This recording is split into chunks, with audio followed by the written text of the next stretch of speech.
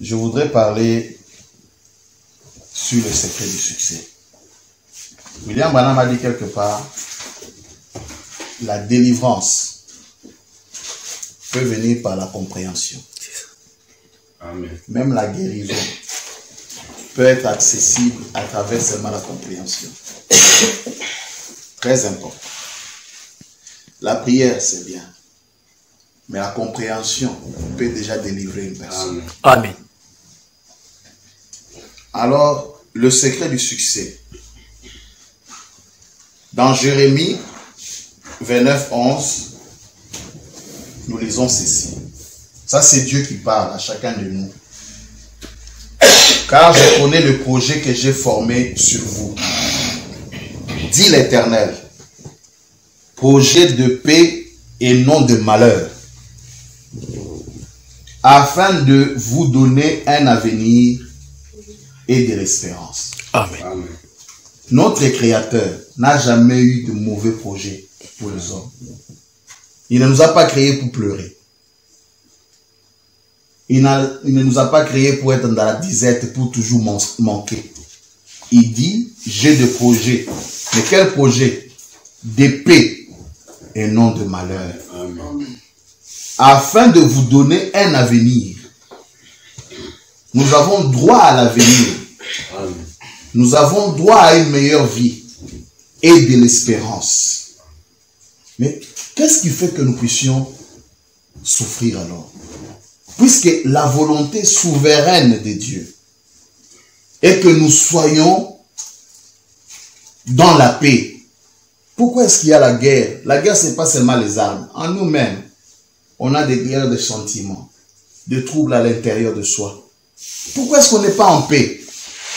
Alors que Dieu a des projets de paix. Et pourquoi est-ce qu'il y a de malheur alors qu'il dit que non de malheur? Alors je voudrais toucher le cause de nos malheurs. Et c'est par là que nous allons travailler.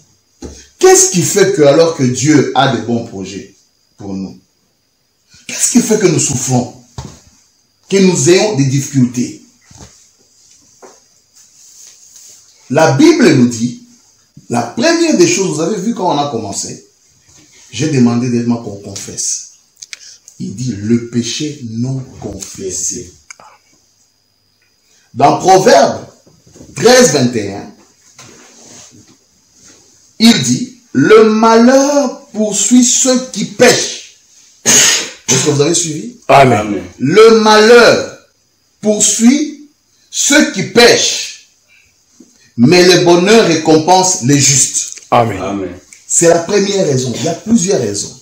Première raison, le péché inconfessé. Quand on pêche, on reste avec le péché. On ne répare pas cela. On fait le mal et on dort avec ce mal. Alors que Dieu est prêt pour pardonner à tout moment. Et Dieu dit que vous pouvez pécher plusieurs fois et Dieu va toujours vous pardonner. Mais on fait le mal, on ne répare pas. Écoutez Ésaïe 59, 1 à 4. Non, la main de l'Éternel n'est pas trop courte pour sauver, ni son oreille trop dure pour entendre. Mais ce sont vos crimes qui mettent une séparation entre vous et votre Dieu. Il dit, j'ai des projets de bonheur. Mais ici, il ajoute, mais vos crimes me séparent de vous. Crimes, lorsqu'on n'obéit pas à la parole, lorsqu'on fait un geste qui n'est pas scripturaire, lorsqu'on fait une action qui n'est pas bonne, il dit, ce sont vos crimes qui mettent une séparation entre vous et votre Dieu. Ce sont vos péchés qui vous cachent sa face et l'empêchent de vous écouter. Amen. La première raison qui puisse faire qu'un saint de Dieu puisse souffrir, ce sont les péchés inconfessés. Tel que nous sommes là, nous pouvons prier, si nous sommes le Fils de Dieu. Je dis, si nous sommes les enfants de Dieu et qu'il y a un péché inconfessé, Dieu ne bouge pas. Mais si nous sommes du monde, Satan va agir évidemment. Nous voyons le pécheur prospérer. Mais si vous êtes de Dieu et vous êtes de la famille de Dieu, vous pouvez prier du matin au soir. Dieu ne bouge pas. Ça, c'est la première raison. Le péché inconfessé. J'ajoute une deuxième raison qui peut faire qu'un enfant de Dieu puisse souffrir, alors qu'il y a une promesse. Dieu dit, j'ai des projets de bonheur. Mais comment est-ce que je souffre? Il dit, la non-observance de la voix de l'Éternel, le principe de Dieu. Les principes de Dieu sont immuables. Lisons ça dans Deutéronome 31, 29. Car je sais qu'après ma mort, vous vous corromprez et vous vous détournerez de la voie que je vous ai prescrite. Et le malheur finira par vous atteindre. Quand vous ferez ce qui est mal aux yeux de Dieu au point de l'irriter par l'œuvre de vos mains. Il dit, vous vous détournerez de la voie. Il y a une voie, c'est des principes que Dieu a mis dans la vie. Certains principes pour vous les enfants. Papa, enfant, honore ton père et ta mère. Ce principe-là est sacré. Lorsqu'on va en dehors de principes, aujourd'hui les enfants peuvent connaître plus que le papa. Le papa est né avant. Le papa, et d'ailleurs nous voyons des histoires. Oui. Le papa est resté avec l'enfant tout le temps. L'enfant devient grand. L'enfant maintenant découvre que le papa est sorcier. Non, mais tout ce temps quand tu étais là, il ne t'a pas bouffé. Vous voyez? Le principe.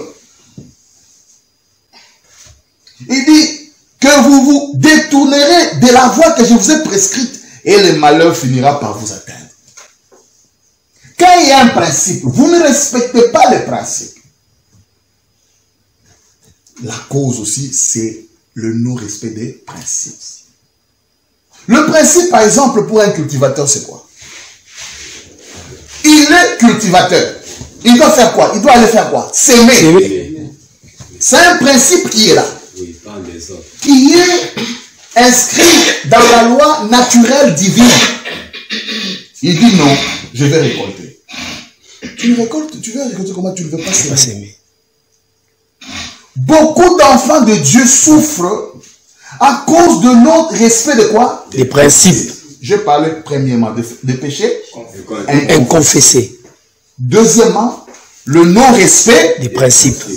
Voilà pourquoi nous pouvons vivre le contraire de ce que Dieu promet. Hein, mes chers enfants, nous pouvons vivre le contraire. Dieu dit, j'ai des projets de bonheur. C'est-à-dire, je veux qu'il avance, qu'il soit grand, qu'il s'occupe de parents. Parce que c'est aussi le principe. Le parent, lorsqu'ils ont des enfants, c'est pour qu'à la longue, les enfants s'occupent aussi des parents. C'est ça. Pour qu'ils soient aussi, que les parents soient à l'aise. Parce qu'on ne sera pas toujours fort.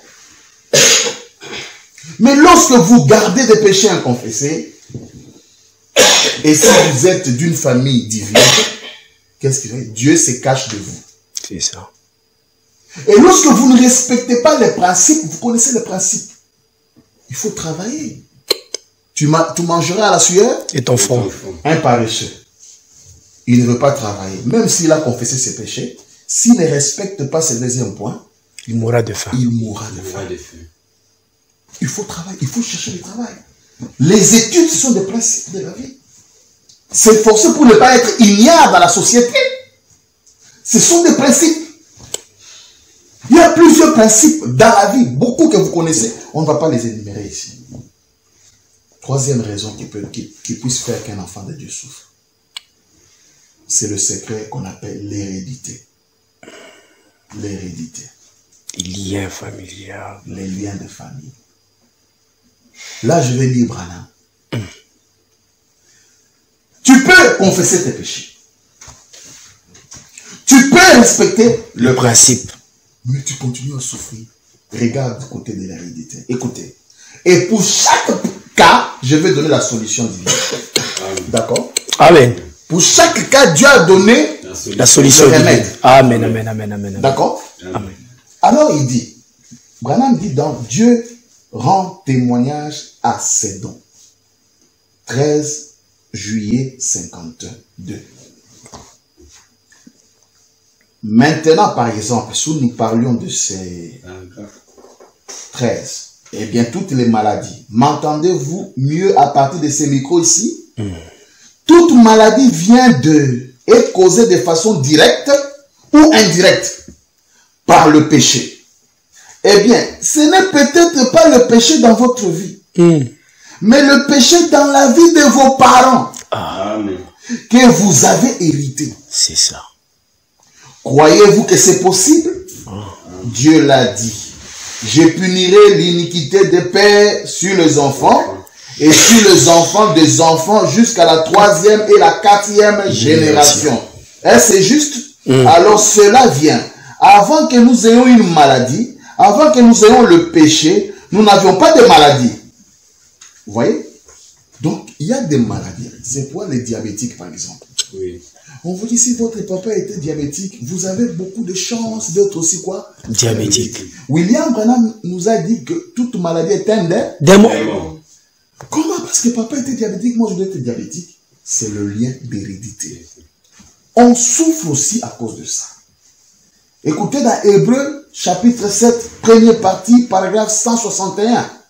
Votre attitude à l'égard de Christ, suivez bien, aura une grande influence sur ce que seront vos enfants. Amen. Nous qui sommes des parents, ce que nous sommes aujourd'hui à l'égard de Christ a une influence sur les enfants. Et nous-mêmes, nous pouvons être victimes d'une attitude de nos parents vis-à-vis de Dieu et nous subissons ça. Amen.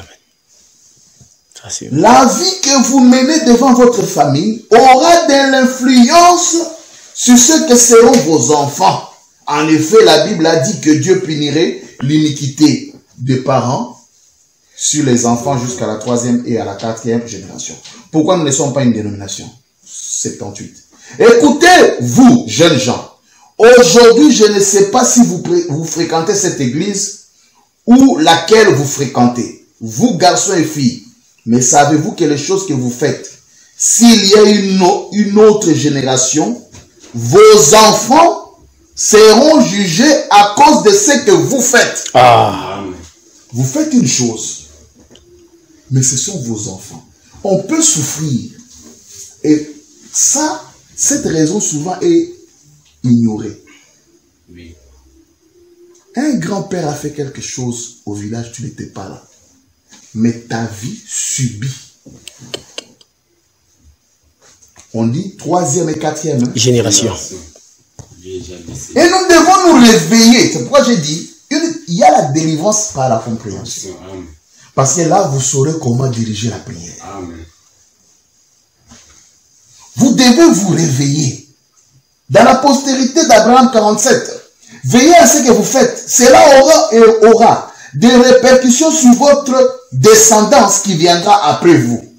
Le péché des répercussions jusqu'à la 3e ou la 4e génération et la justice aussi. Voilà ce qui est bon. Voilà. Ce que vous faites de bien, vous le parlez. Vois ça aussi. Lorsqu'on dit s'aimer, on ne sème pas seulement l'argent ou les semences, les haricots. On sème aussi les actions, les actes. Amen. Quand une famille telle que Frère Hubert et son épouse, ils font de bien, ils font de bien, ils font de bien. Plus tard, vous verrez Ben pour eux commencer à voir des choses avec facilité. Il introduit une demande d'emploi, juillet, à son examen, à l'équipe. Vous allez penser qu'il est intelligent. Non, Dieu récompense. Amen. La justice des parents. Amen.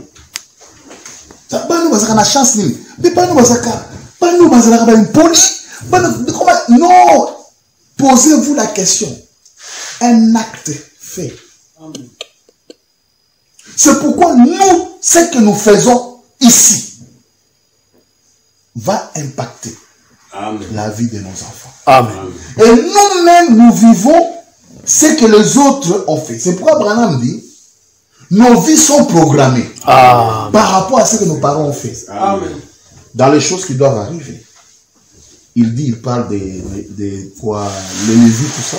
Au paragraphe 31, vous voyez, vous êtes programmés par Dieu de bout en bout. Avec Dieu, rien n'arrive par hasard. Amen. Il connaît tout. Rien n'arrive Par hasard. jamais chez Dieu.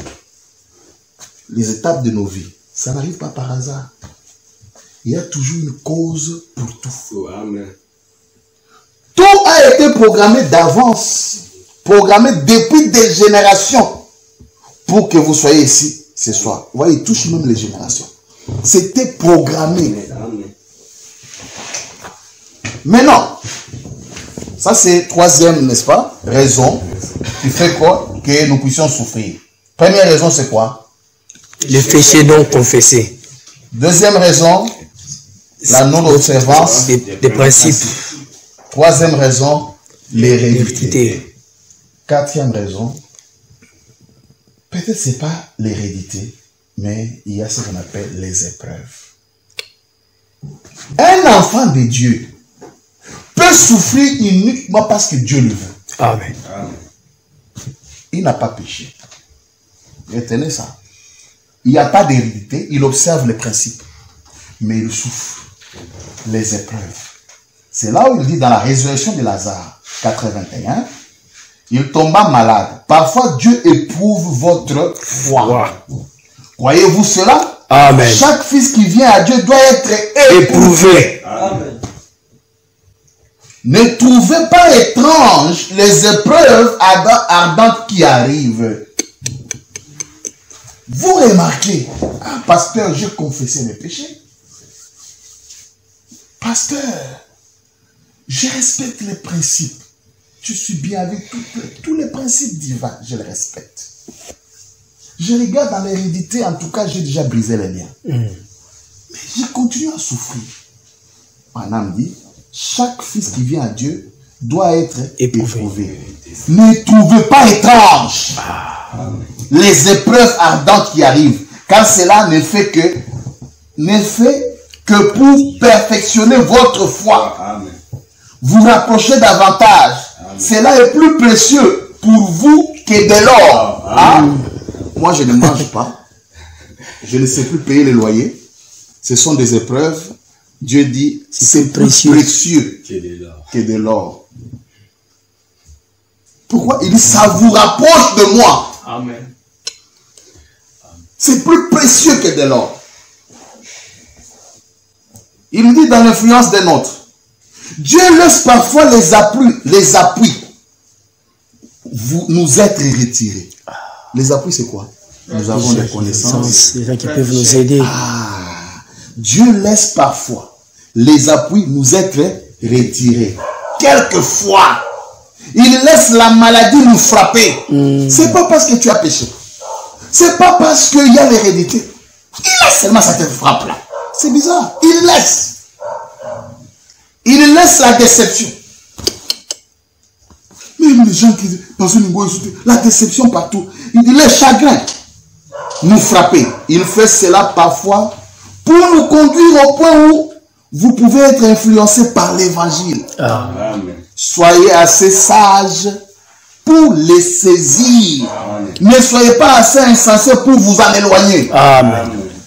Parce qu'il y en a, lorsque les épreuves commencent, ils abandonnent la foi. Voilà. Ils ne veulent plus prier. Mais Dieu dit, non, soyez sages. Amen. C'est pourquoi Psaume dit, le malheur atteint souvent le juste, mais l'Éternel en délivre toujours. Ça, ce sont les épreuves. Il laisse les malheurs. Mais vous allez voir que vous n'allez pas mourir. Il va toujours venir une solution. Sera toujours au coin là. Oui. Toujours. C'était la quatrième raison. Et la raison qui est un peu bizarre. La dernière que je peux dire, la cinquième raison. Pourquoi un enfant de Dieu pourra souffrir? Pour rien, c'est ça, Dieu veut seulement manifester sa gloire. Dieu te laisse dans... Et souvent ça, ce sont des cas où les enfants naissent avec. Oui. Je donne un exemple biblique. Jean 9, 1 à 3. Jésus vit en passant un homme aveugle de naissance. Ses disciples lui firent cette question. Rabbi, qui a péché? Cet homme ou ses parents? Donc, les disciples ont utilisé les deux raisons. Soit c'est lui ou c'est l'hérédité. Pour qu'il soit né aveugle. Jésus répond, ce n'est pas que lui ou ses parents aient péché. Ah. Non. Mais c'est afin que les œuvres de Dieu soient manifestées en lui. Quelqu'un est dans une souffrance. Pourquoi? Parce qu'un jour, Dieu fera le miracle. Amen. Et les gens diront, oh non, non, non, Azan Nzambé. Voilà. Il le laisse seulement comme ça. Il dit, va se cailler, il laisse, va se cailler, va se cailler, va se cailler. Et un certain moment, lui maintenant vient, il dit, bon, maintenant je vais manifester que je suis son Dieu. Pouf! Les gens s'étonnent, les gens glorifient Dieu. Amen. Voilà, ça c'est la dernière raison qui est un peu... Maintenant, solution, raison par raison. Pour la première raison, c'était pour le péché non confessé. La solution, il faut simplement confesser Les les péchés. péchés. Non seulement confesser, écoutez, il faut les réparer. Ah. Confesser, tu as volé le verre de quelqu'un, tu vas avec, tu utilises ça dans ta maison, tu viens, je confesse, Naïba qui veut, tu as toujours ces verres-là. Non, non, non. Va le Tu mettre. as volé le verre, qu'est-ce qu'il faut faire? Faut le mettre. Tu confesses, Dieu te pardonne, mais toi tu rentres encore, bon, il en a maille, avec toujours le même. Non, non, non, non, non, non. Tu confesses, il faut aussi. Remettre. Est-ce que vous comprenez? Amen. C'est ça la solution. Confesser, réparer et s'en détourner. Faire la promesse que je ne vais plus refaire. Amen. Même si vous savez que de par votre nature, vous pouvez toujours tomber dans ça. Mais vous faites cette promesse, Seigneur, non, ça les sous-sauter. Vous prenez cette décision sincèrement. C'est pourquoi 2 Chroniques 7:14 dit, si mon peuple qui est invoqué mon nom, s'humilie, prie et cherche ma face, écoutez, s'il se détourne de ses mauvaises voies, je l'exaucerai des cieux. Amen. C'est ce que nous voulons faire. Ah. Si mon peuple, ce qui est invoqué mon nom, Amen. s'humilie, l'humilité, C'est ça. prie, c'est ce que nous faisons aujourd'hui, et cherche ma face, Amen. et s'il se détourne de ses mauvaises voies, je l'exaucerai des cieux, Dieu. je lui pardonnerai son péché et je guérirai son pays. Amen. Voilà la solution pour la première cause. La non-observance de loi des principes de l'Éternel, la solution c'est simple, obéir aux principes tout simplement Correct. de l'Éternel et les mettre en pratique. Deutéronome 28:13. L'Éternel fera de toi la tête et non la queue. Tu seras toujours en haut et tu seras jamais en bas lorsque tu obéiras au commandement. Ah, vous voyez? Lorsque tu obéis. Lorsque tu obéis. Les commandements sont les principes. Le principe. Ça, c'est une grande promesse. Les gens disent, tu as dit que mais il dit lorsqu'il y a condition. Condition. Lorsque tu obéiras au commandement de l'Éternel, ton Dieu, que je t'ai prescrit aujourd'hui. Aujourd'hui, lorsque tu les observeras et les mettras en pratique. Dieu veut que nous soyons la tête. Dans les études, la tête. Dans le commerce, la tête. Dans les affaires, la tête. Partout où nous travaillons, la tête. Mais Dieu, lorsque. C'est ça la solution. Dans l'observance des principes. Et c'est pourquoi il a dit à Josué 1, 7-9. Fortifie-toi seulement. Et aie bon courage. En agissant fidèlement. Selon toute la loi que Moïse, mon serviteur, t'a prescrite. Ne t'en détourne ni à droite, ni à gauche, afin de réussir dans tout ce que tu entreprendras. Que ces livres de la loi ne s'éloignent point de ta bouche. Médite-le jour et nuit, pour agir fidèlement selon tout ce qui est écrit. Amen. Car c'est alors que tu auras du succès. Je dis le secret du succès. Dans tes entreprises. Entreprise, c'est pas seulement aller avoir un salle entreprise aux sociétés des ampoules lumière. Non. Entreprise, c'est tout ce que vous faites. C'est une entreprise. Tu auras du succès. C'est alors que tu réussiras. Ne t'ai-je pas donné cet ordre? Quel ordre que Dieu nous a donné? Écoutez. Fortifie-toi. Et prends courage. C'est ce que nous allons faire ce soir. Amen. chers frères, c'est ce que nous allons faire. Nous allons nous fortifier et prendre courage. Courage. Ne t'effraie point et ne t'épouvante point, car l'Éternel ton Dieu est avec toi dans tout ce que tu entreprendras. Amen. Mais sous condition. C'est là où il dit, dans l'opprobre à cause de la parole, vous voyez, Dieu avait promis de bénir, mais ces bénédictions étaient sous condition. C'est ça pour la cause de la non-observance des principes. Pour l'hérédité maintenant. Comment attaquer le problème d'hérédité? C'est simple. C'est d'abord la confession. Ok. Nous confessons généralement ce que nous faisons.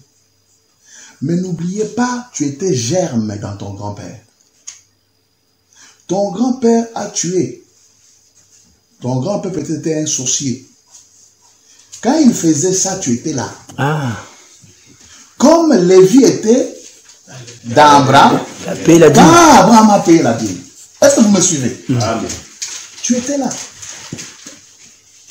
Quand on confesse, on doit confesser le péché depuis que vous étiez jeune. Seigneur, pardonne-moi, même quand j'étais dans le rein de mes arrières. Mon Père, les actes commis, pardon. Maintenant, écoutez, cela ne suffit pas.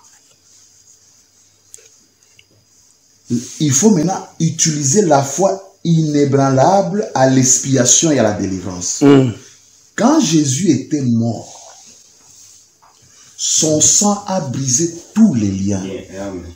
Écoutez, les liens ne sont brisés que par le sacrifice de l'agneau. Amen. Le lien hérédité ne sont brisés que par le sang. Amen. Les liens ne sont pas brisés par une déclaration. Le lien sont brisés par le sang. Que tu déclares ou pas. Le sang, c'est la vie. La vie, c'est le nom. C'est ça. Le nom, il y a un nom nouveau. Le lien d'hérédité, c'est mettre la foi Amen. au sang de Jésus. Et c'est ça. Brise les liens. Seigneur. Les contacts avec le péché. Les liens quoi? Négatifs. Le péché négatif. Brise ça.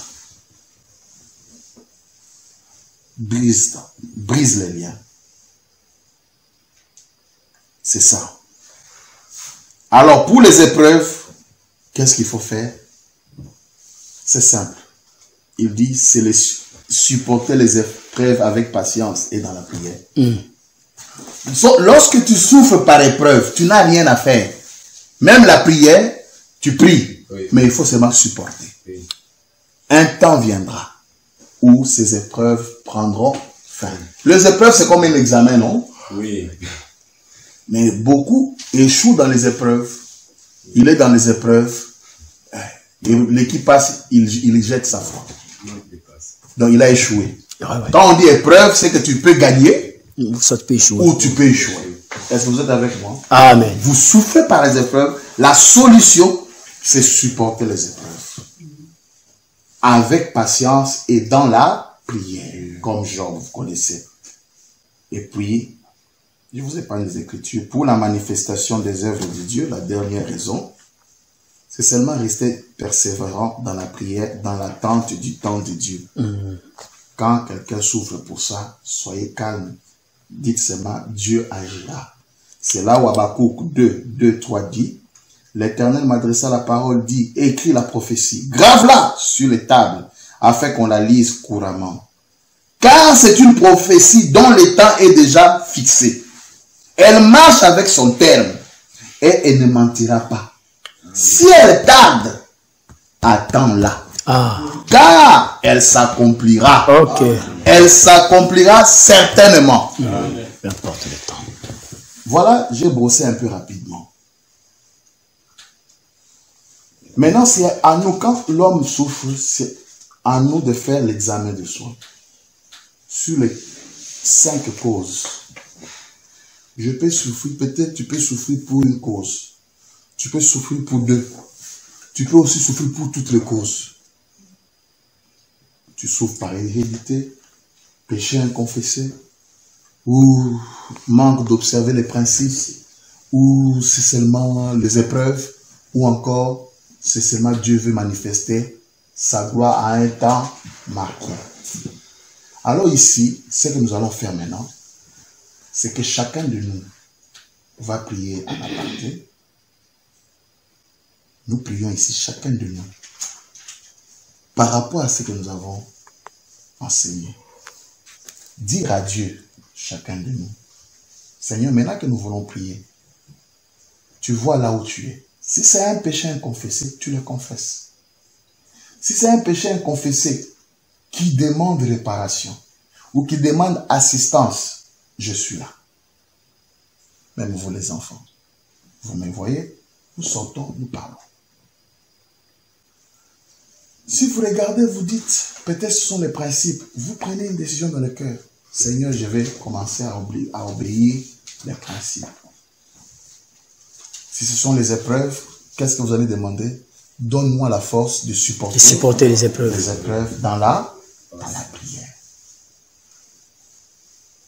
Si c'est quoi encore? Si ce sont les péchés, c'est la confession, comme je l'ai dit, et la réparation. C'est là où je vais dire, vous les jeunes gens, parfois vous êtes là, dans les écoles, partout vous allez, on vous donne des petites choses. Prends ça, ça va faire ceci, prends ça. Si parmi vous, vous avez quelque chose de comme ça, vous amenez. C'est ça la réparation. Oh, ça donne l'épée, ça ramaille. Oh, attention. Ce matin,